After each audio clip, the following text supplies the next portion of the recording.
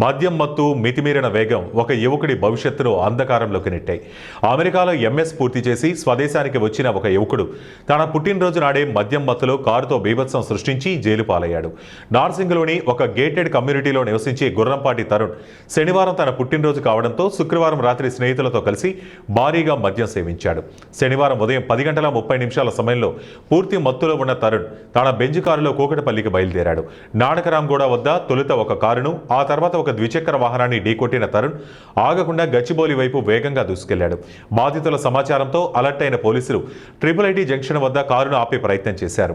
Traffic constable Narasimhulu కారుకు అడ్డుగా వెళ్లగా Tarun car వేగం పెంచి ఆయన్ను ఢీకొట్టాడు. దీంతో కానిస్టేబుల్ కారు బానెట్పై పడిపోయారు. కానిస్టేబుల్ బానెట్పై ఉన్నాడని తెలిసినా తరుణ్ కనికరం లేకుండా దాదాపు 800 మీటర్ల దూరం గోపీచంద్ అకాడమీ వరకు కారును నడిపాడు.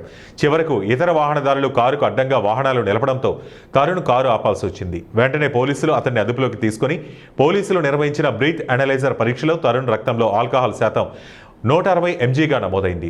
తండ్రి లేని తరుణ్ను అతని తల్లి ఎంతో కష్టపడి అమెరికాకు పంపి చదివించారు. కానీ ఒక్కరోజు బాధ్యతారాహిత్యం అతన్ని నిందితుడిగా మార్చింది. న్యాయస్థానం అతనికి 14 రోజుల రిమాండ్ విధించడంతో ఆదివారం అతన్ని సంగారెడ్డి జిల్లా కంది జైలుకు తరలించారు.